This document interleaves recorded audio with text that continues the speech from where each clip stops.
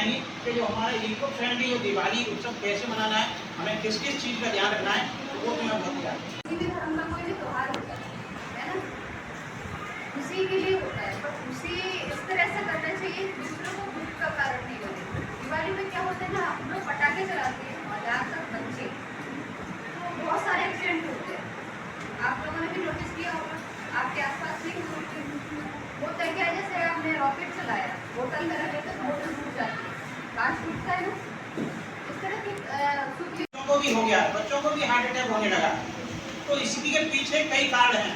Sound pollution इतना खतरनाक होता है कि डीजे का या पटाखे का, कि अगर कोई आदमी लंबे समय से रह रहा है तो उसका हार्ट का फंक्शनिंग हमेशा पूरे जीवन के लिए ही बदल जाती है, उसका कोई ट्रीटमेंट नहीं हो सकता।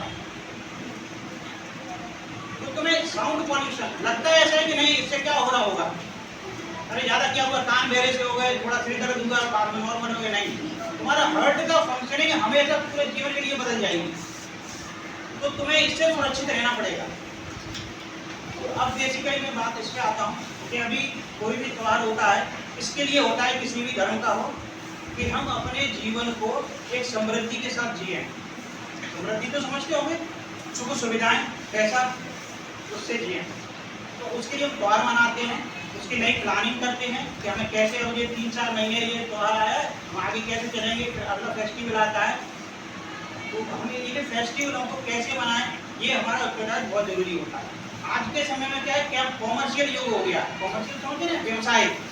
हर आदमी व्यवसाय करके पैसा ज्यादा कमाना चाहता है, सामने वालों को क्या नुकसान हो रहा है इससे तो कोई लेना देना नहीं, और उससे उसको भी हो रहा है, लेकिन वो ये ध्यान नहीं दे रहा कि मैं कितना नुकसान कर रहा हूँ।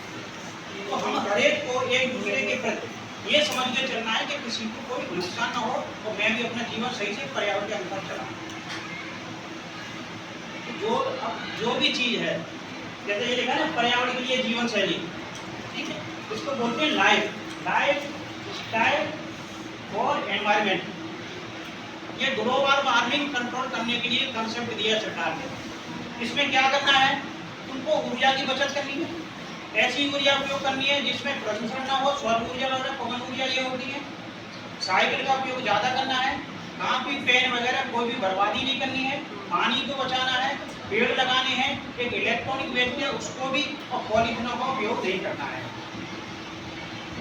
तो अगर ये जो प्रदूषण के साथ साथ ग्लोबल वार्मिंग एक अलग वो है, तो उसमें बड़ा हो जाएगा, मैं बताऊंगा तो उसमें अभी नहीं, कभी फिर आएंगे तो बताएंगे। तो तुम्हें ग्लोबल वार्मिंग का मतलब होता है कार्बन डाइऑक्साइड की मात्रा बढ़ जाना। कार्बन डाइऑक्साइड की वजह से ग्लोबल वार्मिंग बढ़ गई है। तो ग्लोबल वार्मिंग का मतलब है पूरे ब्रह्मांड, जो हमारा वो ब्रह्मांड में पूरा पृथ्वी का जो अवमंडल है उसका तापमान बढ़ गया है। तापमान बढ़ने से बहुत सारी दिक्कतें